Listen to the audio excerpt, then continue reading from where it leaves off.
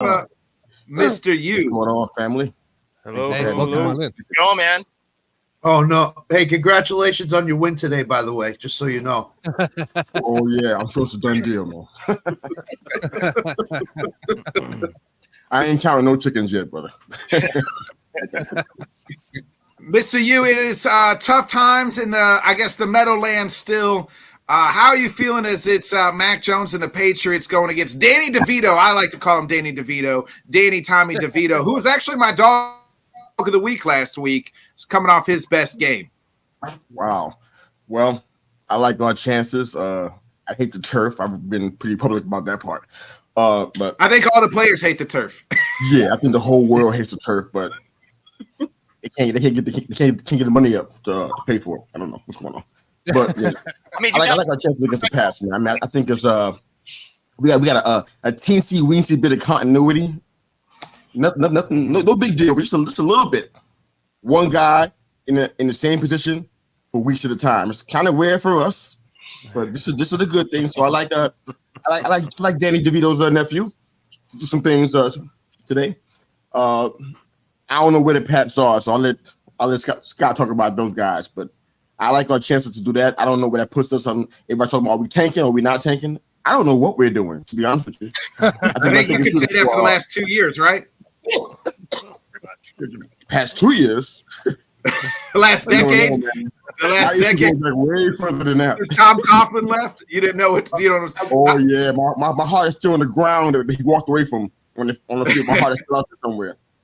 I will say this: we talked about it earlier. If Mac Jones is starting quarterback, the Giants have a really good shot at winning today because Mac Jones' psyche right now, he's just checked out right now. I mean, they're just playing so many mind games with him and so many games with him that they have not done him right. That's different. No, they have not.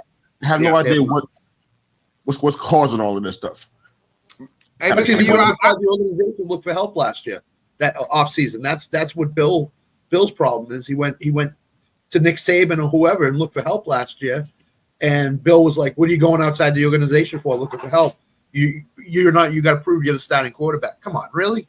You're gonna go Bailey Zappi for 17 games? No way. So, Right? Don't do that. Yeah. Oh, wow. Hey, Those Pat fans don't play like that. No, we don't. I've said this before. I said the worst thing the Giants did was actually overachieve last year, because when they overachieved last year, that means they had to go out and spend, money on Danny Dimes. If they would have had this year last year, they would have been able to draft one of these, a young quarterback or something that would have been the top 5 or whatever. And hey, Dayball is building something where you got to build from scratch. But they overachieved last year, made the playoffs. And it's like, well, now we're stuck because where we're drafting at. So now we got to pay Danny Dimes. Well, and then they bring in Saquon. Danny Dimes. You could have tagged Danny Dimes, And pay Saquon. I still feel like they overachieved, and now what are you gonna? What do you think they do with the quarterback position in the offseason now that they're gonna have a top, 10 pick probably? Kind of like what you intimated, man. It was a mistake. Well, it was a mistake to overachieve. It kind of is what it is. But as far as the Danny Dimes part, that part was kind of messed up because I don't care how much running backs are undervalued. You know that the kind of team that you have, your makeup, it relies on the run drives. Everybody in the whole world knows this. Right. Everybody in New York knows this. So you can't ignore it and try to pop a little light in the behind Eric Gray out there. That's not what we talk. We're talking about a player that run between the tackles, take hits and hit people, and they don't like to be hit. That's Saquon. Yeah. Why not give him the money? I mean, the money was there. I mean, for me, I'm like, I like Danny Dimes to a degree, but I didn't think he was worth that big money that came his way. I didn't want to do that. And if we had, he's not the guy where you look at and say that's the guy that's going to lead us to the promised land. Yeah, wasn't the offense like the bottom 20? Like also last year, well, absolutely. Too? Like in the bottom percentile. Like it was lighting up top 10 for sure. Like, not to be fair, because it's on my Twitter, so I can't lie about it. It's right there.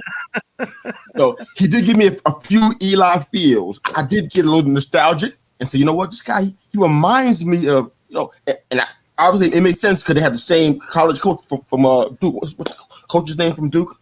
They had He's connected to the Manning family, so I saw some similarities there. But He didn't just justify the money, like Bob was talking about. He's very mid, so yeah.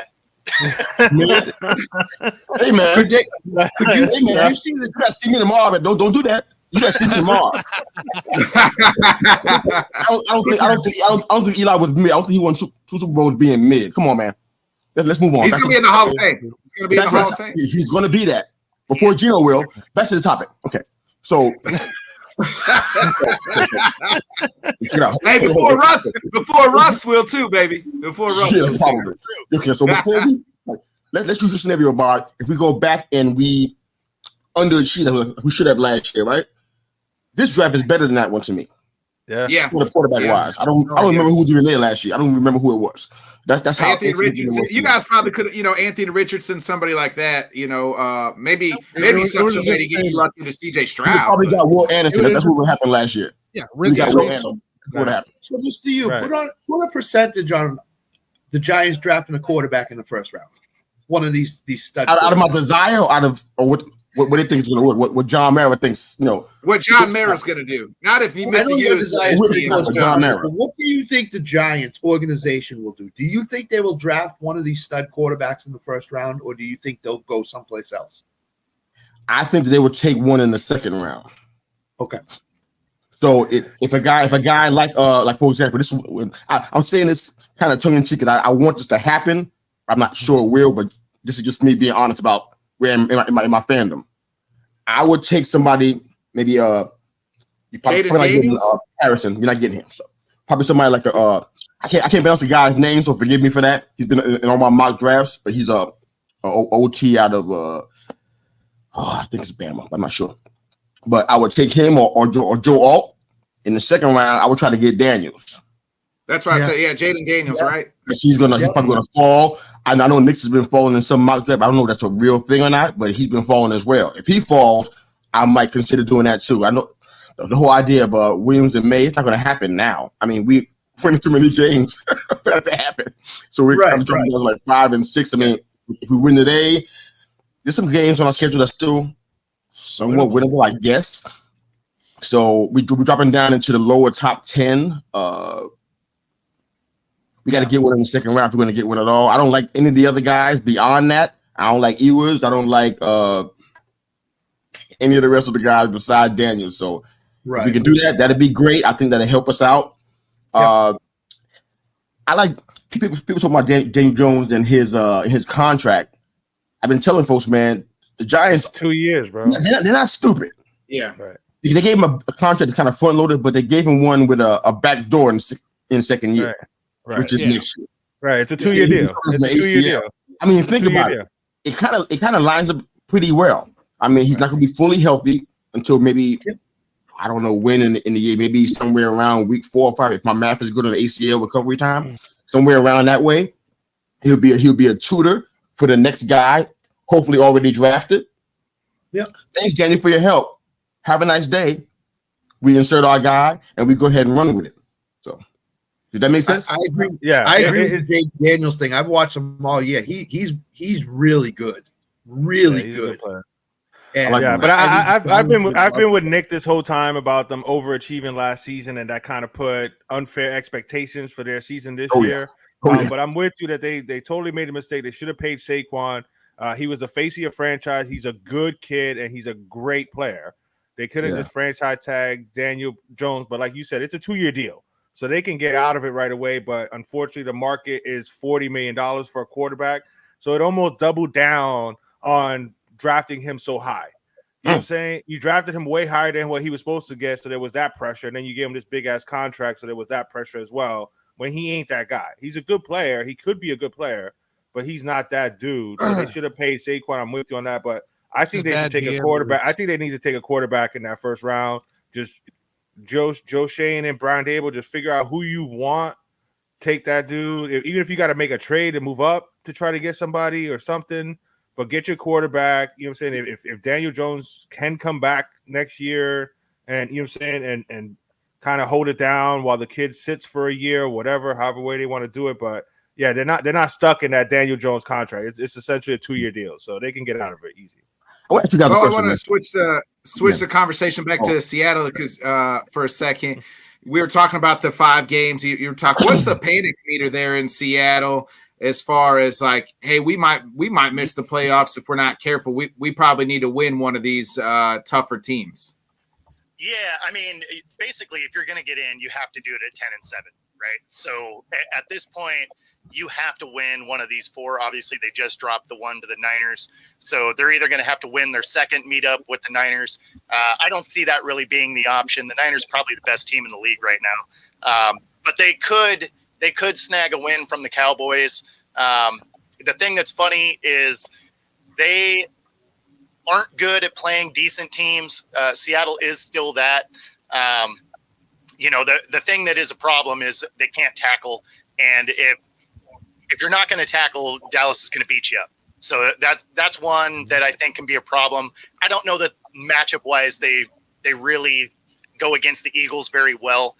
The things the Eagles do well are the things that Seattle doesn't, right? So the Eagles, their best passing attack is seam routes and across the middle and to the flats, stuff like that. And sadly, that's exactly what Seattle can't defend at all. So I think that one could get ugly in a hurry. I think that one could actually look a lot like that Ravens game. But if they don't snag one of them from the Niners or the Cowboys, they probably do miss the playoffs because they'll be a 9-win team.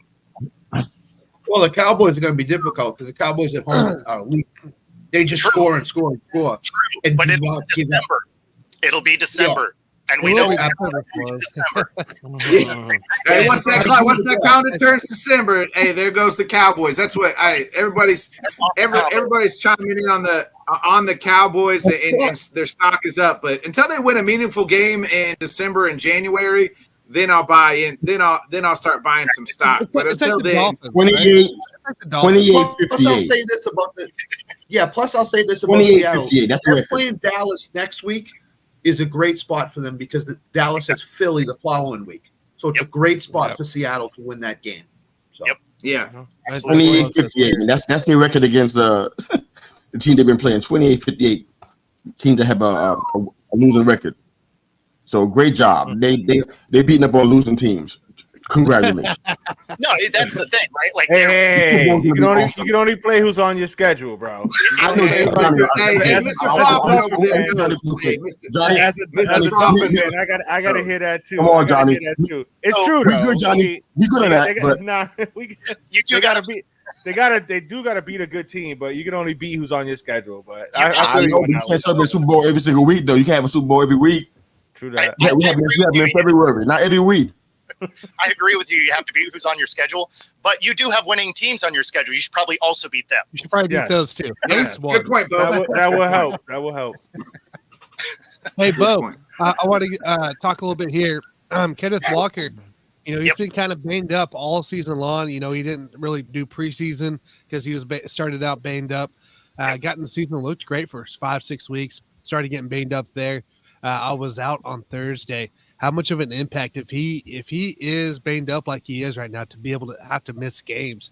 How much of a concern is that moving forward for the Seahawks? Because when Walker's on the field, it looks like a different team. When he's out, that's what you see on Thursday. What are your thoughts on that?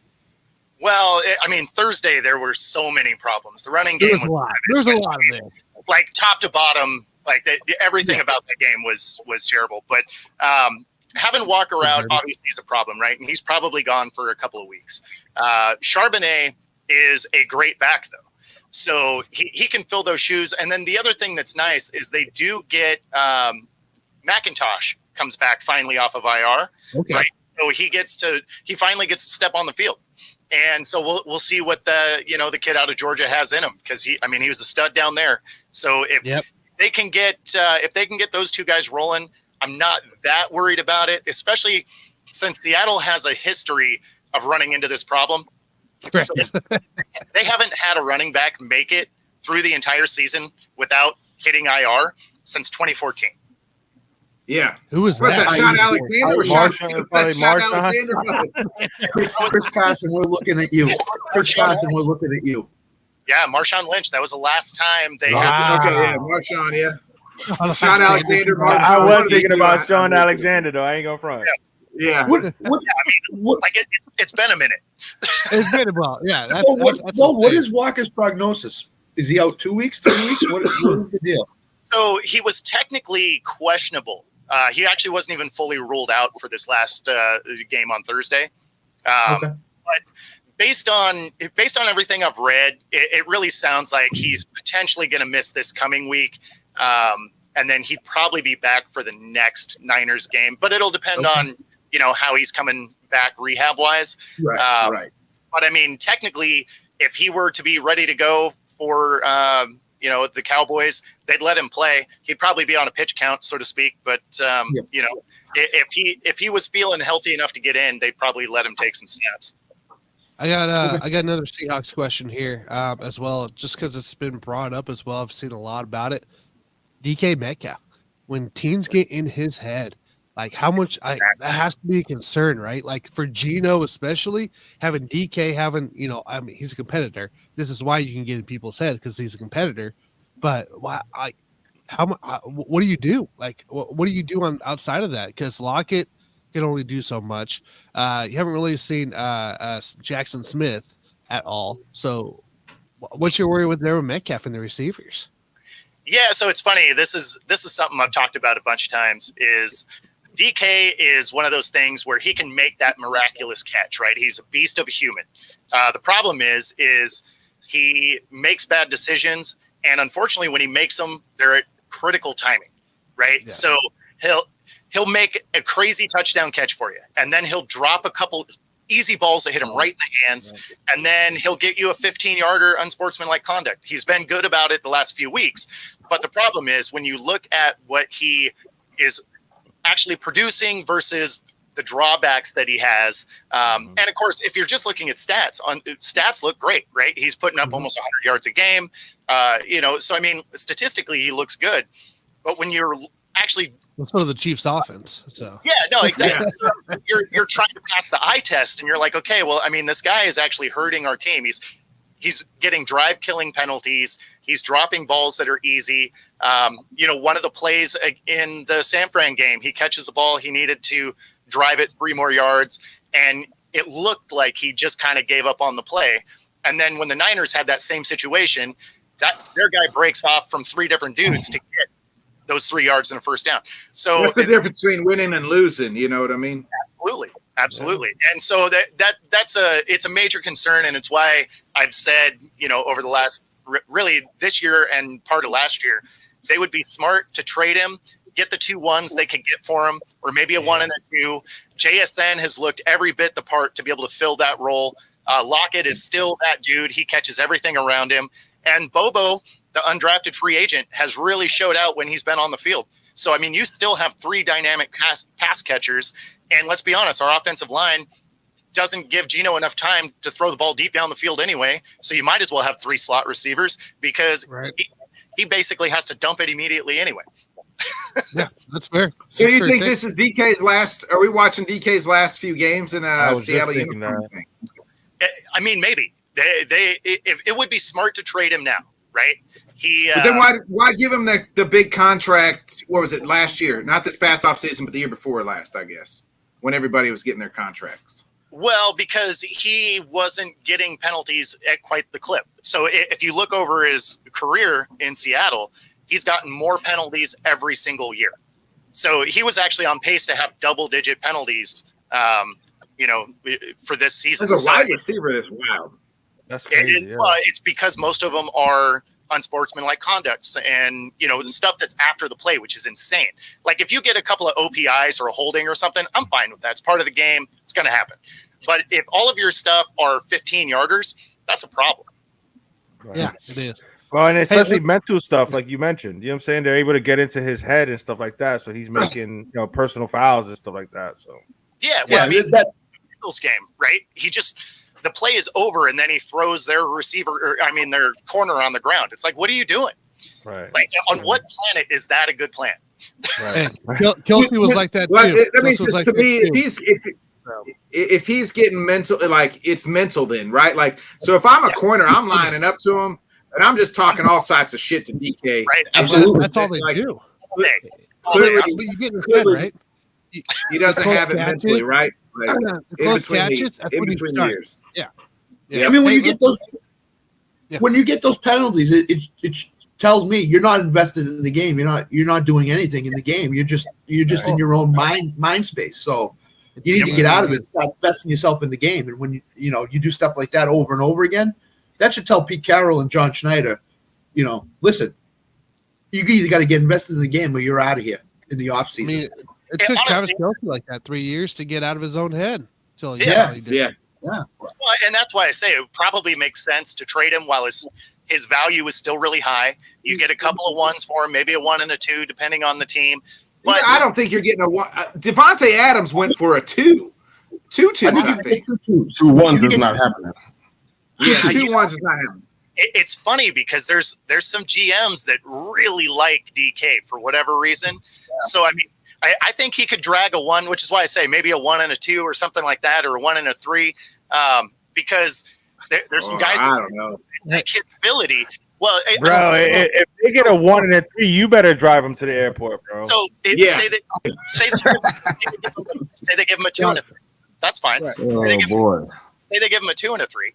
But the biggest thing is you need guys that aren't costing you drives, right? Because there's not a lot in the playbook for 2nd and 25. Let's be honest. Right. Like there's not a lot in them. So it, Johnny, what I like to do, Bo, is please don't go there. I like to run a crossing route on 2nd and long to cut it to 2nd, 3rd, and 10, and I run usually the same play, and I get another 10 yards with the crossing route. That's usually how I do it on Madden. That's my play. There is one team that has a great call for long distances. That's the University of Alabama. Just throw it to the corner of the end zone. You'll score a touchdown at 4th and 35. I don't even know how that happened. I watched it like 19 times, but I still don't get it. What happened? Hey, speaking of wide receivers, Mr. U, I gotta ask. Being a Yankee fan, I listen to a lot of New York sports radio. There's a lot of debate on whether or not they would go with Harrison Jr. You know what I'm saying? Are you at all in that boat, or are you thinking if they don't go quarterback, they take an offensive lineman or a defensive lineman? We're not getting Harrison, man. You're gonna have a top 4 or 5 pick. I mean, if you Harrison could go 2. If you're in a situation, a top 4 or 5 pick, let me rephrase that. If you're in a position to get Marvin Harrison Jr. and team him up with Guyton and some of the younger receivers that you got on the team, is that somewhere you wouldn't mind the team going if they don't go quarterback, or do you think they should, beef up the offensive line or something else besides Marvin Harrison? Only because, like I said, I hear a lot when you're listening to New York sports radio, bro. You hear all kinds of crazy shit. So I was just I remember. I remember it well. I can't hardly take it now, but I remember it. I mean, top 5 pick, we have that. Still not getting him. That man is probably going 2 or 3 because I don't see him falling that far. But even if he did, not go 1. If you're the Bears, if the Bears have a 2-3 picks, the Bears are going to go quarterback possibly and Harrison Jr. for sure. Yeah, Bo and I discuss that every single week, and we talk about the Bears, trying to figure out who they are. Do they like Justin Fields, or they kind of male? They don't even know. And their coach might be gone too. So it could be a new coach, new GM. The GM the coach got the job because the GM's his buddy. So maybe the GM says, "Hey, I'm not going to fire my guy," but they don't even know if they like Fields. So who knows? How many years has the coach even been there, bro? This is his second year. I mean, how about letting a coach actually coach for more than 2 years and see what you got? You know what I'm saying? I think Marvin Harrison is the pick. I get that, Johnny. But when the guy goes stumbling around on the microphone, and I get they're not all public fucking speakers, but that's kind of the job about how he doesn't know if Justin Fields is playing. Hey, well, we're going to give him an extra day. We're going to give him the extra. Oh yeah, he's ruled out. Like 30 minutes out, and like, why don't you just fucking say that in the first question they ask you? Yeah, Fields is out. Like, you know what I mean? Like, I feel you though, but they're not public speakers. And as much as this guy has a punchable face, but do you remember the first time we heard from Nick Sirianni? You know what I'm saying? Like, he wasn't exactly. I still want to punch Sirianni in the face, but I know that's what I'm saying. His first couple of press conferences and stuff, he sounded like, you know what I'm saying, like he didn't know what the hell he was talking about. He's done a pretty good job. Everybody's better than Adam Gase high on cocaine when he got the eye. Adam Gase. I remember Adam Gase. Here's the question I have. You can't keep getting new coaches every 2 years, bro. You can't keep bringing in coaches every 2 years. You're never gonna get anywhere. Part of the pressure, Johnny. Part of the pressure with the Bears, it's really money mismanagement. They spent like about $80 million last year, and nobody can tell me where the money went. What position did we go to? And now that pressure is leaking out to the field, and now we don't know if we want to keep Justin Fields, do we want to start all over again. They got a cluster over there. Right. They got a cluster. I like Justin Fields, man. I think he can develop, bro. But here's the thing with the Giants. How long are you going to say that? Yeah. How long are we going to continue to say that? He's only been in the league 2 years, bro. The Giants won't go out and sign a free agent wide receiver because this is his second or third year. Because there's a guy that burnt them when they paid him big money named Kenny Golladay. They won't sign a receiver. No, so then draft him. They're not going to get Harrison Jr. Harrison Jr. is going to be long gone because if the Giants win one more game the rest of the year, they're getting from a 5 to a 10 draft pick. They're talking about Neighbors or Leggett now. I'm like, they're just not right. But the Bears have Carolina's pick as well. That's what I'm saying. Don't take Carolina's the quarterback, be the take the wide receiver. Okay, so you take Marvin Harrison. Why not take the quarterback, trade Fields, and get more stock, more draft picks? You know what I mean? Yeah, that's what I would do. Draft another quarterback, ruin his career. Go ahead, keep it going, Bears. Good job. They did that last year. Remember, they had draft stock and they spent, like I said, about 80. Yeah, and nobody can see any result from it whatsoever. Put someone on a line. Put most of it on a defensive player, the defensive line guy. Most of the 80 million. Johnny, you're talking about their coach their own guy in Lawrence. So Mr. U, I'll ask you, would you trade for Justin Fields if you're the Giants? Would you go get him? No, sir. Absolutely not. Not a chance. Okay. What about you, Bo? I mean, Geno isn't really the long-term answer, I don't think.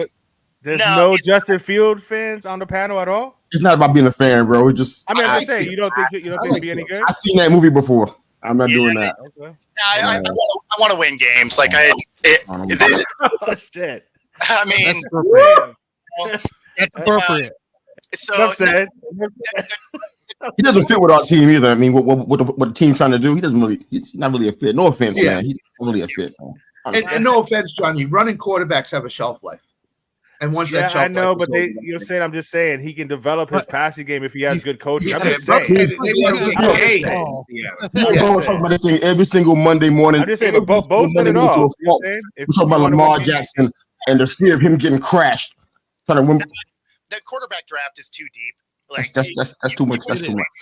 Like you're going to be able to get somebody in the late first round, early second round that's still a high level target. So I would much rather see the Seahawks, move their pick around to maybe go after a Knicks or something like that, than go after a Fields that, let's be honest, if our offensive line isn't going to get better, we've seen him behind a bad O-line. It's not going to be helpful. We're going to basically just have another guy that's on the ground a lot.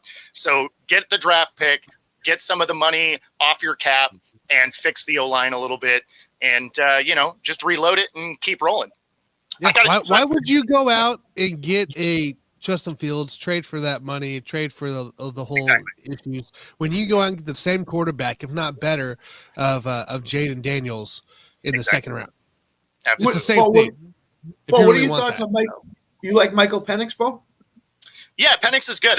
I just think he'll be off the board before Seattle actually. He loves Penix, to be fair. He loves Penix.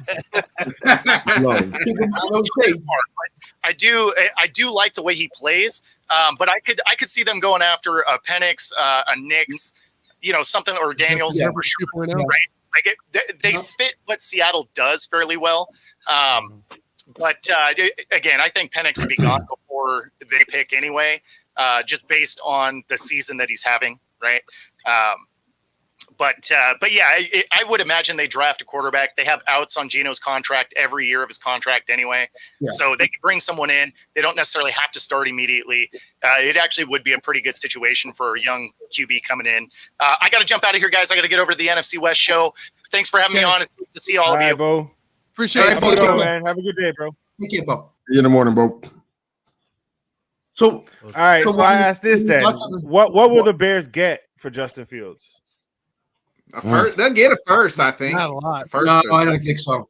Second. A second? I think second would be the best they could do. Second would be at best. 2 and 3.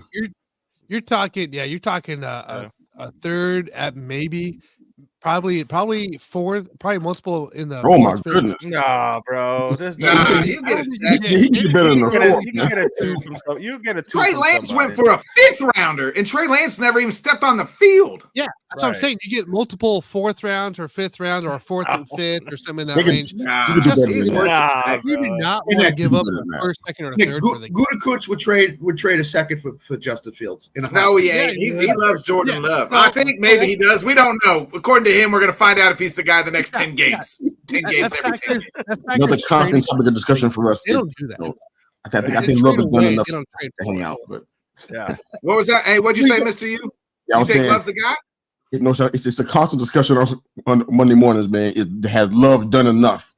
Oh, yeah. I'm inclined to give him a break. The rest of the guys are iffy on it, but give him a break, man. The crazy thing is, if you look at his stats wise, right? And this is where stats don't tell you everything, because stats wise, he's got just as good stats as Jalen Hurts, and through his first 11 games and Aaron Rodgers' first 11 games, the exact same amount of touchdowns, same amount of passing yards. It's fucking crazy. It's hard to expect him to do what Rodgers couldn't do either. I mean, this is right. Like that's what I say. Who's he throwing the ball to? He's got receivers.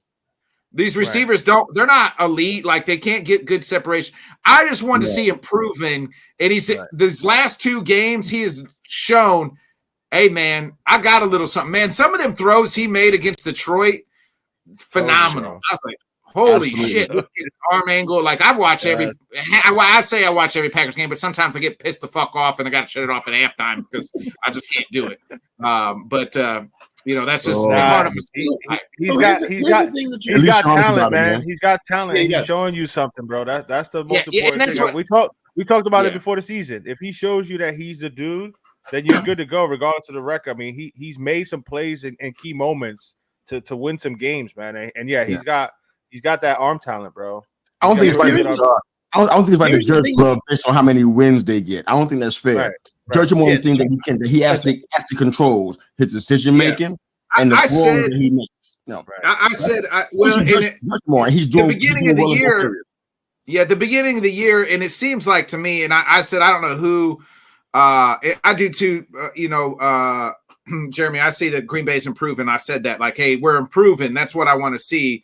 We're getting better. Our offense is getting better. He's getting better. Like, I just wanted to see, can we make the steps? I figured we would lose to a lot of close games, like 1-score games, and that's what we have. You look at our losses. We haven't really been stomped out, but maybe I think Detroit stomped us out on the Thursday night game.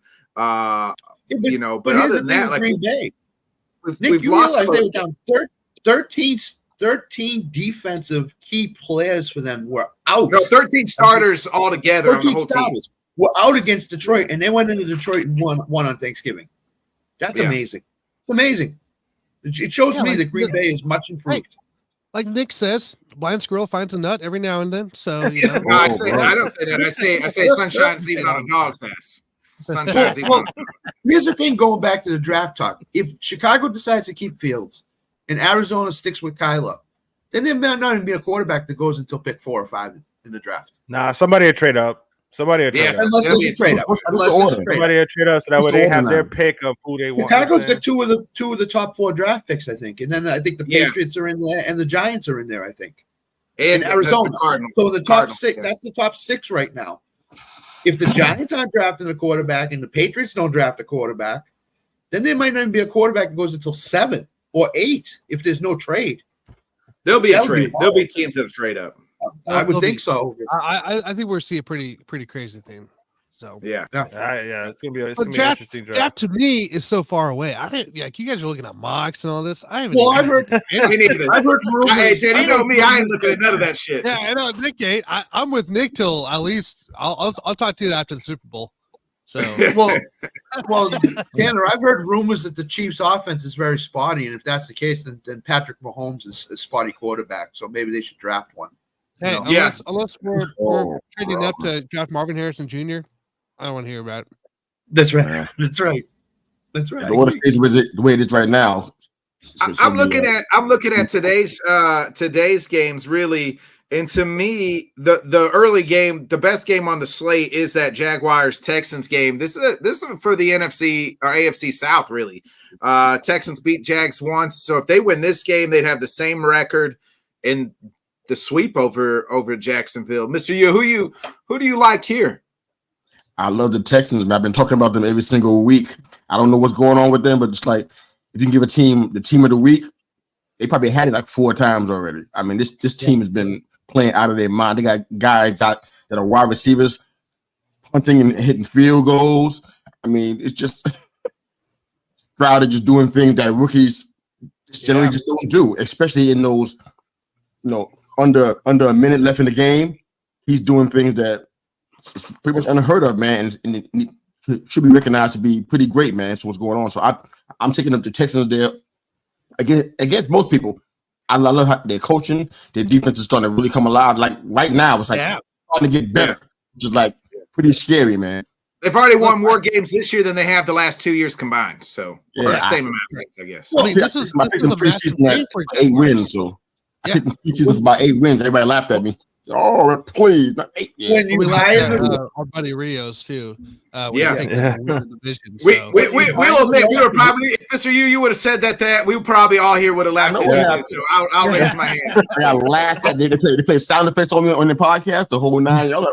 I'm like, I said over the summer. We're not advanced like that, Mr. You. We don't have. I mean, we might have played a sound effect or two, but we've definitely. I'd have been like, yeah, guys. I would have told you I need to know who your weed man is because I need that.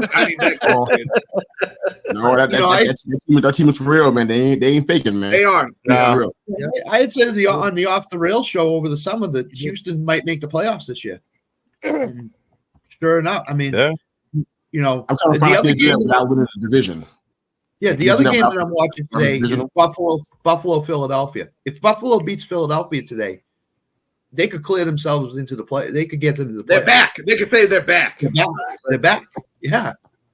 They got a brutal schedule down the stretch here, but at least they're giving themselves a shot because Pittsburgh and Cleveland without Deshaun. They need this win. Is what they have to win this game. They have to win the game. Yeah.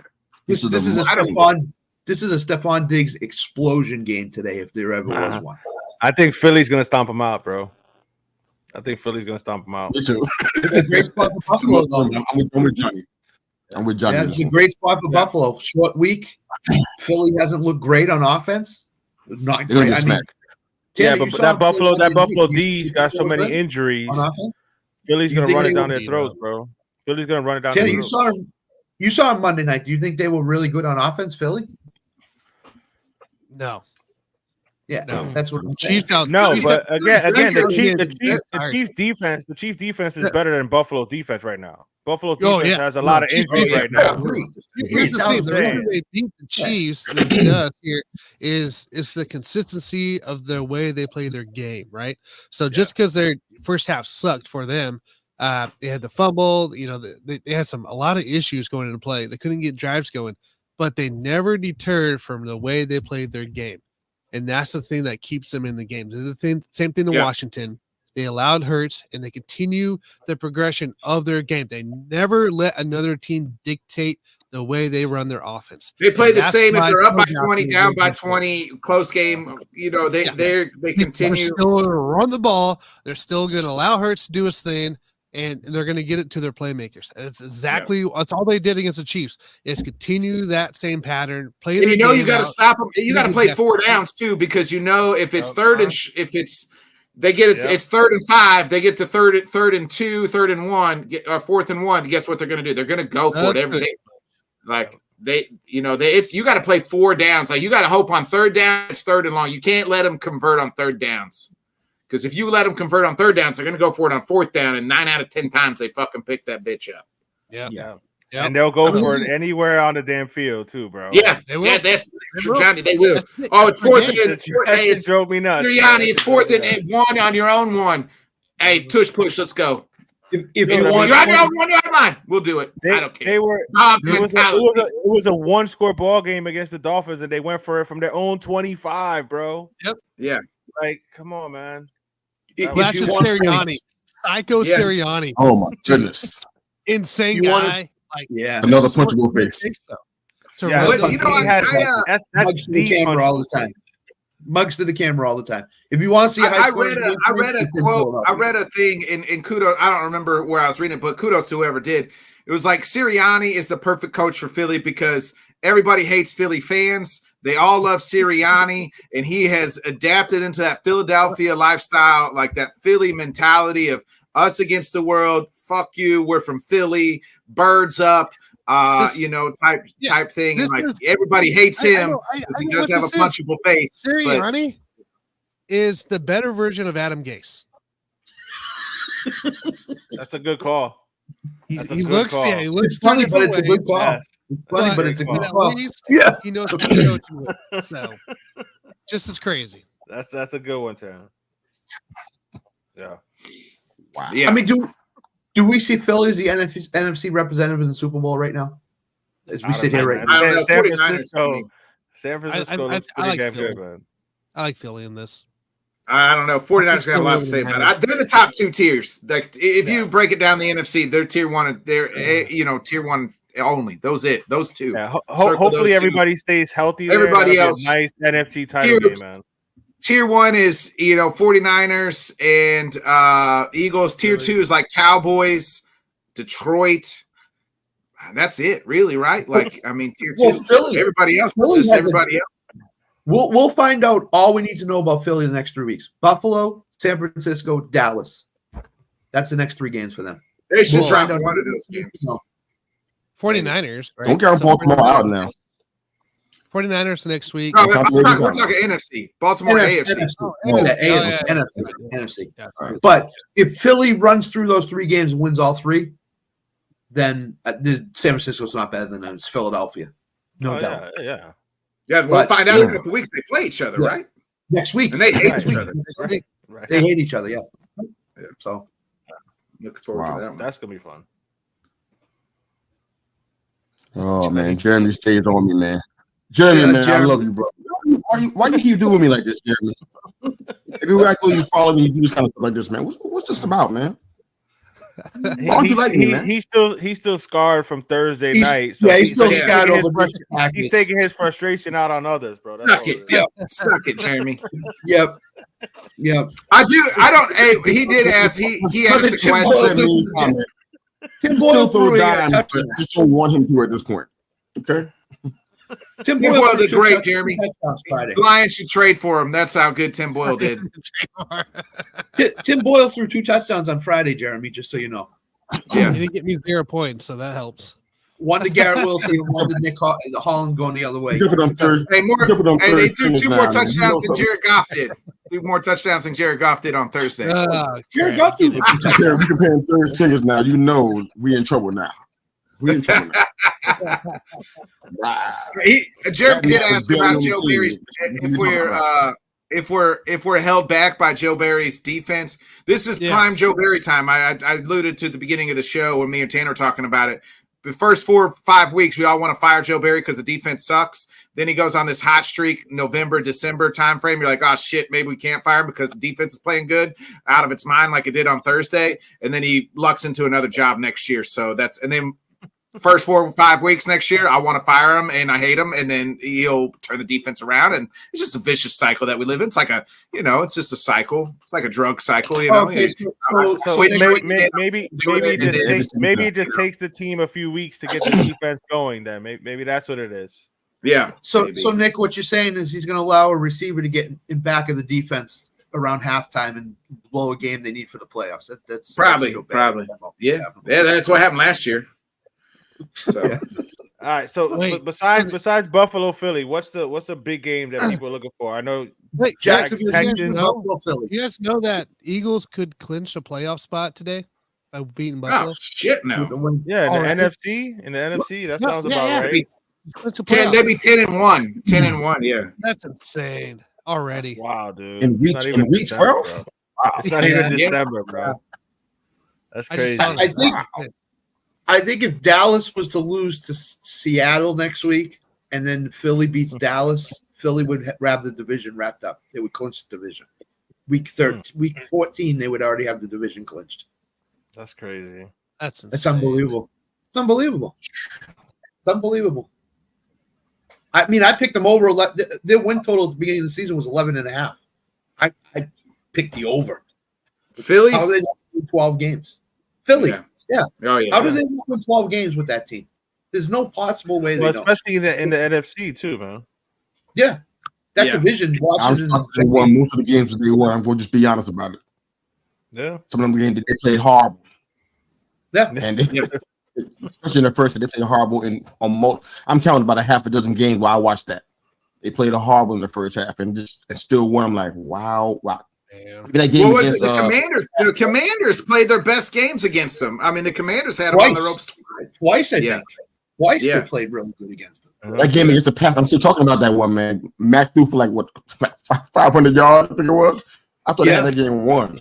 Well, pulled it out at the end, man. So I don't know how they're doing it, man. What kind of picture does they're using, but maybe 12 games that's so far after all, man. Go back and look over time. A first place team, have they ever had an easier schedule than the Phillies had this year? Until now. Until now. Everybody talks about it, though. Had an easy schedule. They played Tampa Bay. They played the Patriots. They played some other teams. Oh, for Mike Singletary. Cowboys are cakewalking too now. Yeah. Cowboys didn't get no real work either yet. Yeah. Well, that division, I mean, it's them two, and then, I mean, the Giants and Commanders are awful. Well, the Commanders are going to be looking for a new coach next year. Rivera's gone. I know I can't talk about that right now. I'm gonna leave that one. I have my BP rising, but I counted several games that it was sitting right there, gift wrapped. Yep. Big pretty ribbon. Hey, go ahead and take this win. It's right here. All you gotta do is throw a pass or throw down the field right here, and we couldn't do it. Couldn't do it. At least 8 games I saw like that. So imagine, the NFC East schedule couldn't have been one of the toughest ones at all. Because, wasn't it the easiest division schedule in the NFL this year? The NFC East, didn't they have the easiest schedule? Perhaps I know. We had a lot of winnable games, even with our. They're playing the South. They're playing the AFC. Aren't they playing the South? Yeah. The South and playing the AFC. Is it West?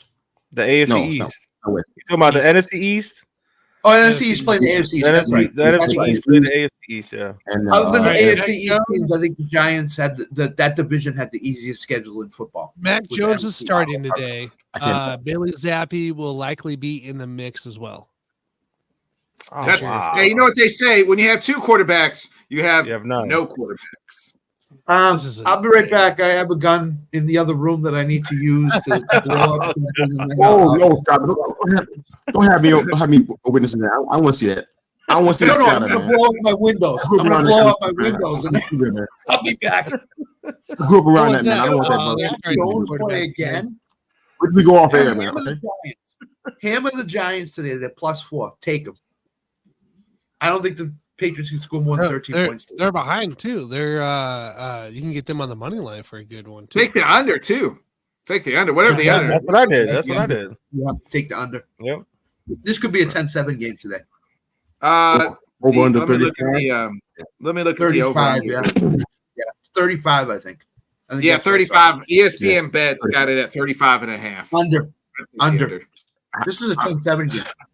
This is an Iowa-Nebraska game, baby. Iowa-Nebraska on Friday. Oh, God.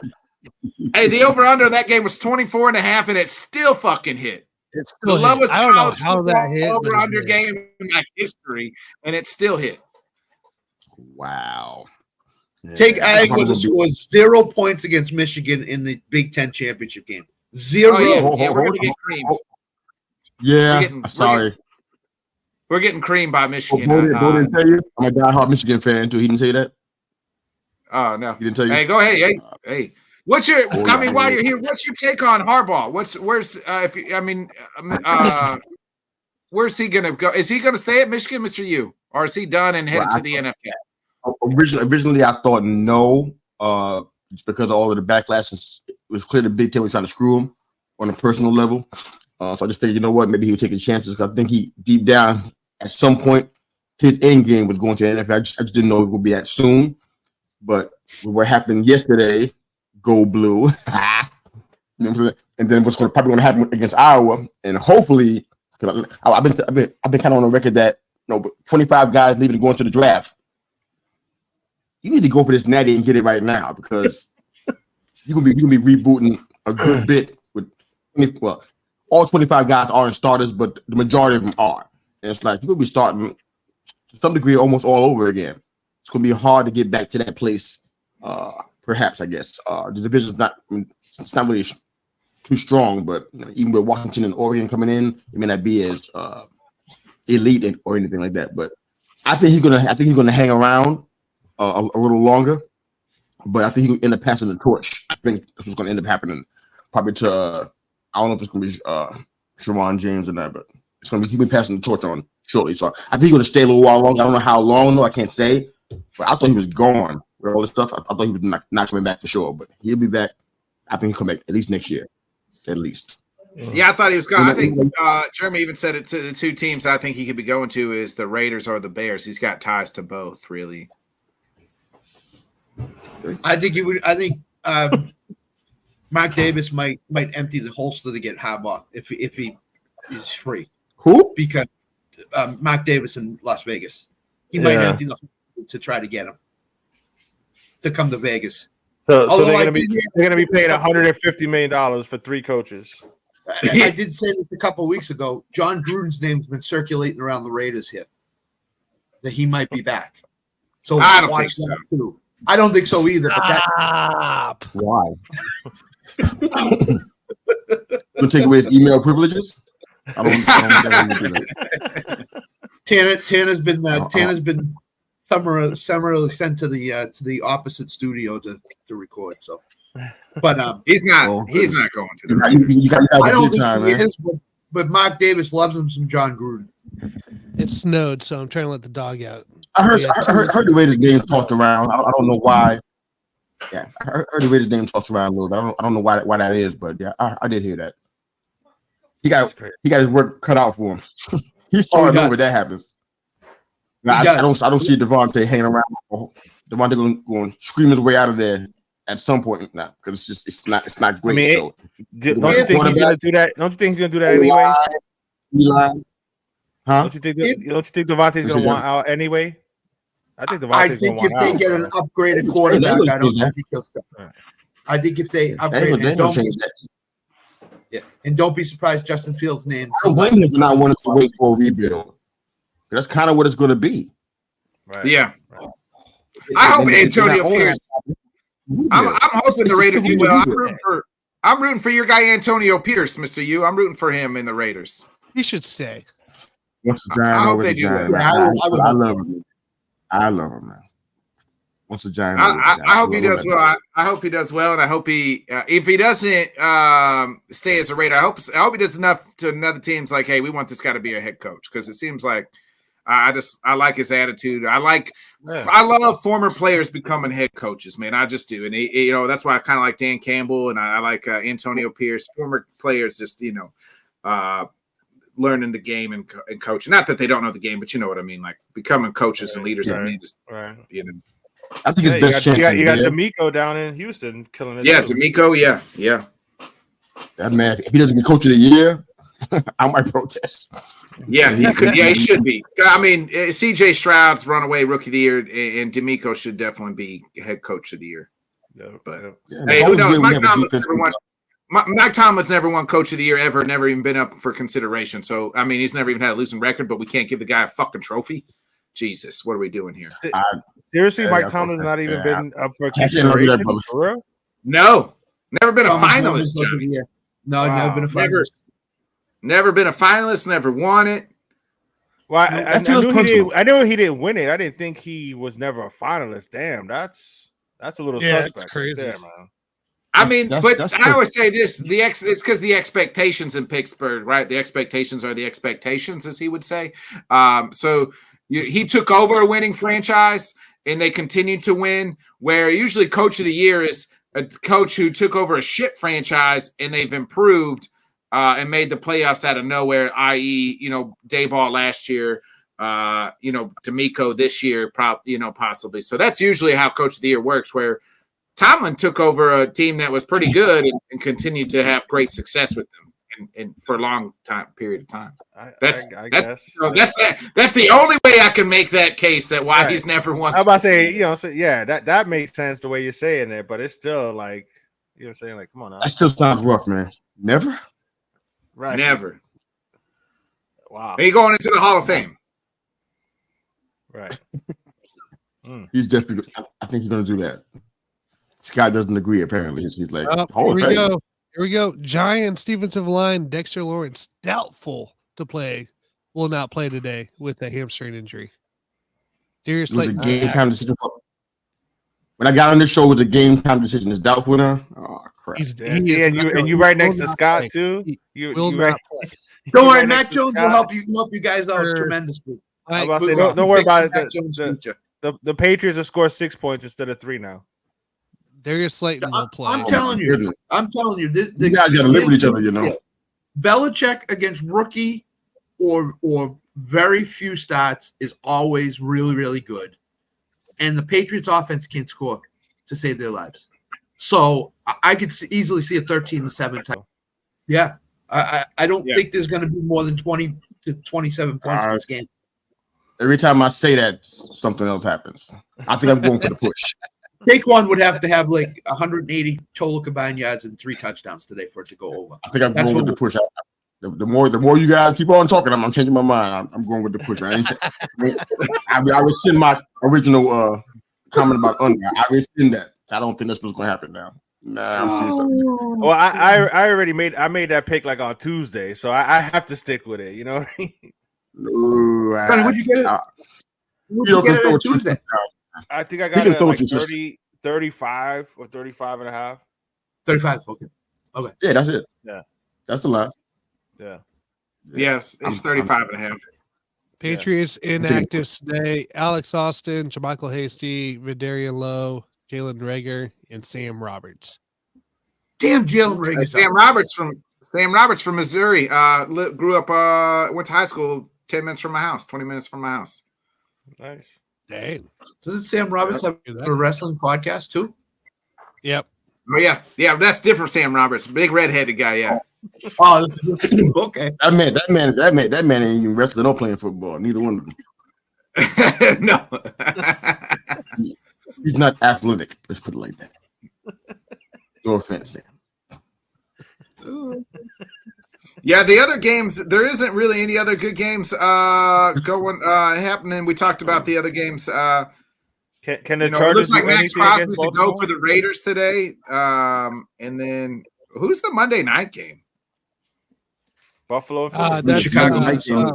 Bears Vikings. Yeah. Jesus. Chicago, Minnesota. Yeah, and then the Sunday night game is Ravens Chargers. So maybe I don't think Johnny. I don't think maybe.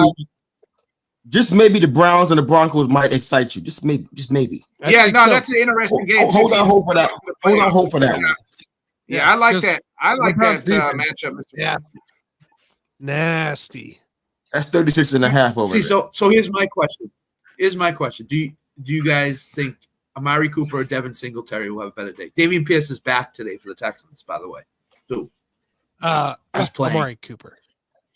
Yeah, that rules Singletary out completely of having a big day. Yeah, against Jacksonville. Oh shit, for real? I gotta change my fantasy lineup now.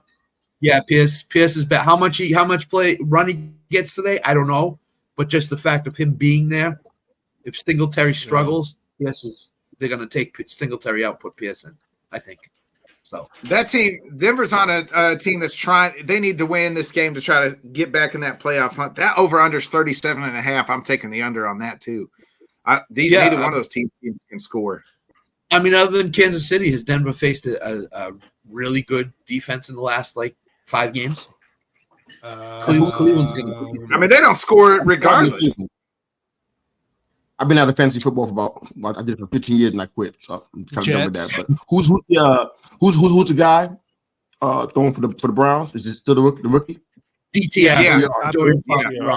Yeah. Although they did sign Joe Flacco. I like Amari there. Then that's what it looks like. That's pretty accurate. It's a bunch of toilet bowl. Although 36 and a half.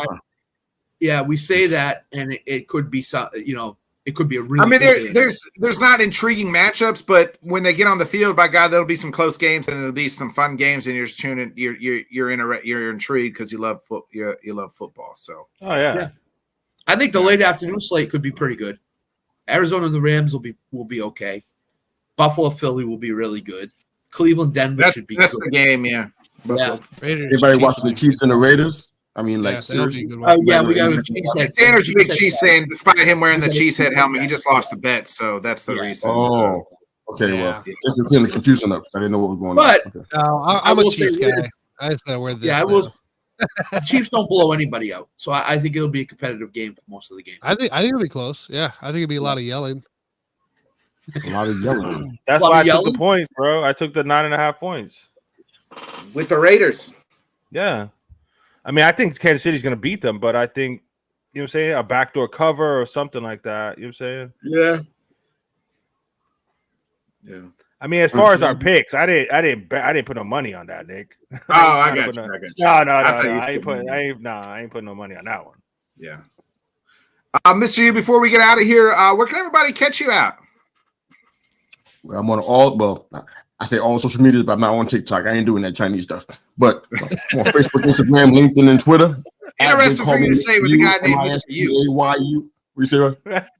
I said interesting for you to say the Chinese stuff with a name like Mr. U. Oh no, it's short for you, Seth. Okay. Hey, when Tanner said Mr. U coming on, man. Hey, I'm not gonna lie to you. This is, I mean, you can say what I want. I'm stereotypical. I'm just a corny white boy from Missouri. So, but when Tanner's like, "Hey, Mr. U's coming on," I was expecting definitely to see an Asian guy, and then you showed up, and I was like, "That's not expecting all what I was thinking." So, thank you for your hospitality. Oh my God. Tanner's like, "We got Mr. U coming on." I said, "Who the hell's that?" So I'm expecting this Asian guy to come on, and then there you are. So now at least we know it's short for you, Seth. So. God, I hope that was an upgrade. But okay. Yeah, had me on. I appreciate it, man. It was fun. My Sunday mornings are usually doing more spiritual things, but I had an opportunity today, man. Come and see you guys. So happy you appreciate it, man. We appreciate you, bro. We appreciate it. Same here, brother. Thank you, guys. Thank you. And you got a final prediction for the Giants-Patriots game today? He's gone. Don't worry about it. He just left. Oh, he's gone? He just dipped. Yeah. My computer's frozen. Here for 4 minutes. Show up. Yeah. I really thought he was going to be Asian, you guys. Tanner, you should have told me. What? You didn't ask the question. I mean, his name's Mr. U, and then he pops up, and he's not Asian. Imagine, you're at the airport, and you're like, "Hey, Mr. U's going to pick you up," and I'm going to the airport, and this guy's like, "I'm looking for an Asian guy," and he's like, "I'm Mr. U." I'm like, "Oh, fuck, Mr. U? Mr. U, where are you? I don't see you, Mr. U." Oh, God. Well, Johnny's out, too. I guess that's it. Oh, he's back again. That's the show. Best trash talker ever played against. Michael says today. Scott, who are we betting on today? I can't give some away because the Let's Talk Bet show's coming up, but I can give you some other ones. Oh, okay. Because I want to give away. I want them to be fresh. Tune into that show. That's coming up pretty soon. Jonathan Taylor under 82.5 rushing yards. I took that. That's minus 115. CJ Stroud over 272.5 passing yards. You got to go with the trend. He's been over this number, I think, the last 3 games. You got to keep going with it until it fails. And then I'm trying to. The last one I'll give you is Jalen Warren anytime touchdown against Cincinnati today. I think he's starting to take over the backfield. So those 3. And the Giants-Patriots, you got to go under on it. You have to go under. Who's going to score? Who's scoring today? It's a problem. And I did a 13-point teaser on DraftKings. I did Buffalo, Cleveland, Kansas City, and Baltimore. So I did that 13.14 teaser. You're getting plus points with all 3 teams. All 4 of those teams could win the game outright today. The Chiefs will win. The Ravens should win. Cleveland is a 50-50 shot at winning, and Buffalo, you're getting plus 17 with that 13-point season. Ooh, look at this. No Hayden Hurts there for Panthers. Huh. Frank Wright's getting fired. The Panthers have been giving Tommy Tremble more run lately instead of Hayden Hurst. I don't understand why. I have no idea why. Dude, I put the Pittsburgh Bengals under, the Browns Denver under, and the Patriots Giants under together for $15, and I could win 155. Yeah, that's good. You know what I'm saying? Why not? You know what I'm saying? So that's why I'm yelling unders, bro. I hope it's a bunch of low scoring games today. I might do that after the top bets. Yeah. Get your. I mean, I don't see more than one or two games going over the totals today. I really don't. Nah, I think this is going to be a defensive game for a lot of teams. I mean, Minnesota, Chicago, tomorrow is going to be a shootout. I think. I mean, Kansas City obviously has the ability to just blow up and go off on the Raiders. That Ravens Chargers one, I wouldn't touch at all because you don't know. Yeah, but saying. Here's the problem with the Chiefs Raiders over under. How many points are the Raiders going to score against the Chiefs defense today? I don't think they're going to score very much. Right, that's what I'm saying. But Kansas City can, beat them 35-10, and there goes the over. The way those receivers aren't catching the ball today. This week. By the way, no Tony, no Hardman, no McKinnon. Okay, yeah, Hardman's on guys out. Hardman went on the IR. Yeah, so that leaves Sky Moore returning punts and kickoffs. For God's sakes. Hopefully this brings Rice into more of a prominent role, and they brought up Washington too, so Washington might return punts and kickoffs. So I don't know what the hell's going on. For betting wise, look at Isaiah Pacheco overs today. Oh, there's a whole there's this whole somebody. Oh, it's I think it was Matthew Berry on his Instagram. Posted just a highlight clip of MVS dropping balls from Mahomes and Rodgers, like just a whole 5 minutes of just. Yeah, I mean, Tanner, has any guy ever played with two Hall of Fame quarterbacks and dropped more balls than MVS? I mean, that's sad. Not one, Tanner, but two. Where is Mahomes going with the ball today, other than Kelsey and Pacheco? Has to be. He's gonna keep throwing it. He's gonna keep throwing it to the open guy. They're gonna go to Justin Watson. Justin Watson's gonna be your guy. Yeah, I picked him up in fantasy. I was like, this guy has a game today. Whatever his name, James Washington, whatever DeAndre Washington, whoever the hell it is, he can't catch either. So, I picked up Watson in fantasy. I'm gonna bench him today and then maybe start him at next week, just kind of see if the targets are there. Today's got to be a Rashee Rice day. If today's not a Rashee Rice day, I don't know when it's going to be. I'm not going to be surprised if not. I think Justin Watson gets involved a lot. Sky Moore gets involved a lot, and Noah Gray. Hopefully, Noah Gray gets involved a lot too. Jeez. What's up with McKinnon, bro? Is he out or? He's out. Yeah, he's hurt. Yeah, he's out. Oh, he's hurt. This is McKinnon's time too. Usually. Yep. Yeah. That's not good if he's hurt already. It's not good right now. No. Scott, you got any final thoughts before we get out of here? Yeah. If you need some sleep today, watch a lot of these games because they're going to put you right to sleep. But there are a couple good ones. NFL, you know what? It may be a more intriguing day today than people think. So they put all the good games on the prime time, the Thursday and Friday game. Mm-hmm. Not that they did. I didn't watch Jets. But I think the late afternoon slate could be something that you want to watch because there's some really intriguing Buffalo, Philly, Cleveland. I'm really interested in that Texans-Jags game. I was about to say that Jags-Texans game, bro. That game to me is a big game right there. It's a huge game for the Texans because if they could ever win that, get the division lead this late in the season. Well, huge for the Jags too because you got. I was about to say I think it's bigger for the Jags. I was about to say it's bigger for the Jags. You got to hold off the Texans. Trevor Lawrence, having to hold off. They haven't looked good. They haven't looked good. No, they have not. They have not. They have one good game, one bad game. They got their ass kicked by the 49ers 2 weeks ago, and then they beat the brakes off of the Texans Titans last week. Yeah. I think a win by the Texans today, that young team that would give them all the confidence in the world where Jacksonville has to say, oh, crap, they're ahead of us now. They're ahead of us, and they own the tiebreaker because they swept you. That's it. That's right. it. That's why I think it's bigger for Jacksonville. Plus, you're trying to stay in that 1 or 2 I think spot Jacksonville in the conference. So my impression is I think Jacksonville could get a wild card spot. I don't know if Houston can get a wild card spot. I think Houston needs to win the division to get in the playoffs. I don't think Jacksonville. I think Jacksonville, even if they lose today, I think they could still make the playoffs as a wild card over Pittsburgh and Cleveland. I definitely think they could. Houston, I'm not sure about. So yeah, Johnny, I meant to ask you at the beginning before we get out of here about the kid who tore his Achilles. Jalen Phillips, bro. I was that's a huge thinking loss. about that kid, man. Yeah, that's a big what's loss. What's that going to do to the Dolphins the rest of the way? Well, they just get Ramsey back too, and then you know what I mean. Now they get there, right, and he's been really playing well the last couple of weeks because he actually is coming back from an injury as well.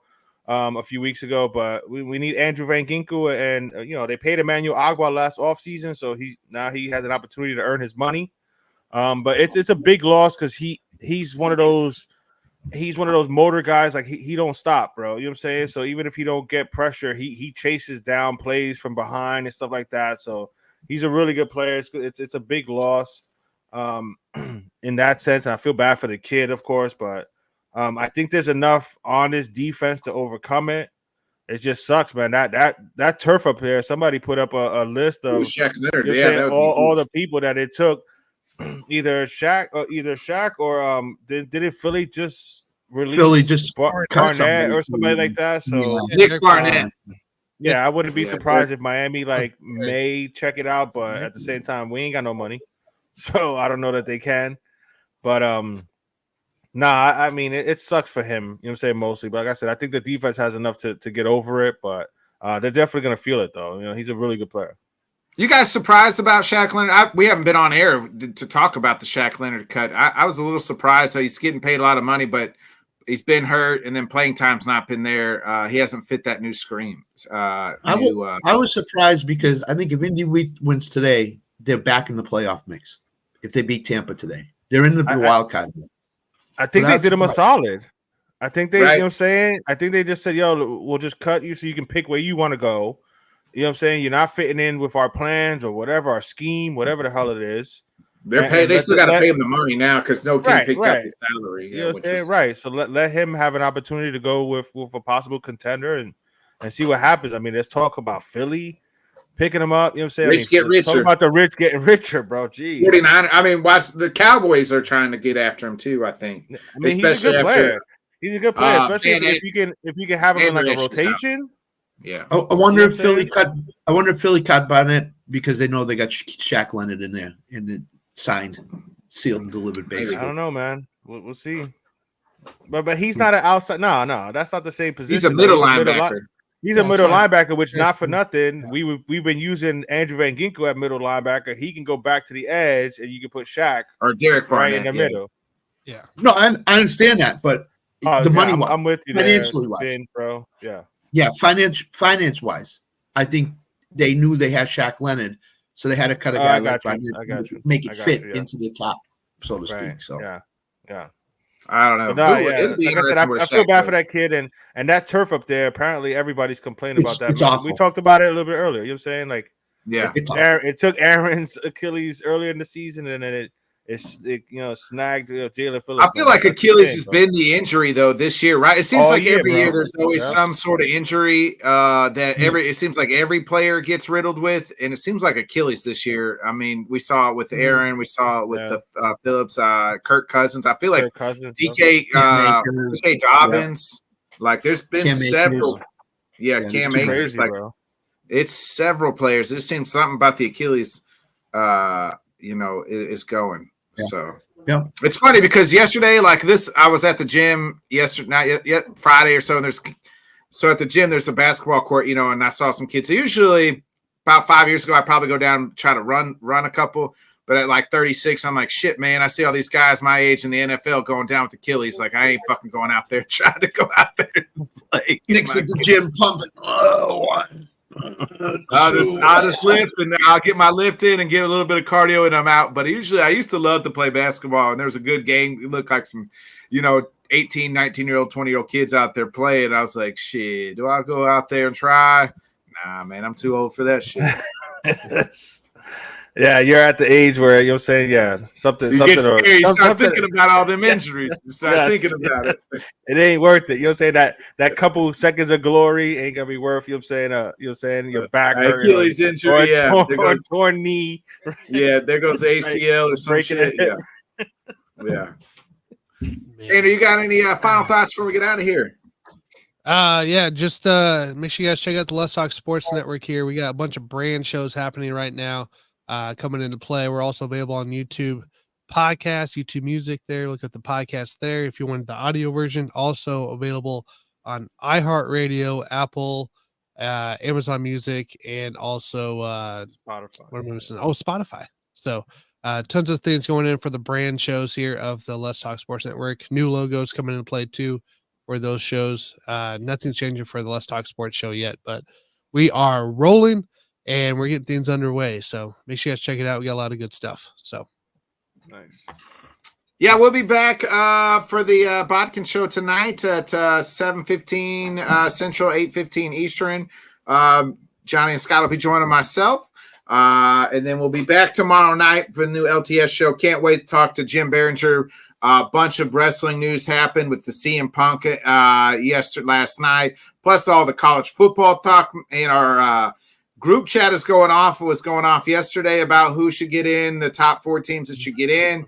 We'll talk with Jim about that. And then Jonathan will talk with Saints. Hot Stove is not hot at all right now. So we'll talk with Jonathan a little bit about that as well and catch up with everybody's Thanksgiving, how everybody Thanksgiving's was. So we here at the LTS show. Hope everybody had a great Thanksgiving and hope everybody has a great Jonathan about CM Punk. Let's talk to Jonathan about CM Punk. If he knows who he is. We'll get back to all that tomorrow night, 8:00 Central, 9 Eastern. Can't wait. So hope everybody had a great Thanksgiving. Let's have a Sunday, folks. Hope your fantasy team wins and hope your all your bets cash out. So be a friend, tell a friend, folks. Let's hit that outro and get out of here. One life, better pop off. What do you like? Make a dream job. No 9-5, no mean boss. Just my life and free thoughts. You could try to play, but you're never gonna beat me. Look the other way, what I'm doing ain't easy. Bloody hands stained from the people who deceive me. Bloody hands break through the chains, go free me. People like sheep move feet, hurt it easy. You don't wanna be fast asleep on these scheming. Better stand tall, ready for a fight, believe me. When they try to change, you can say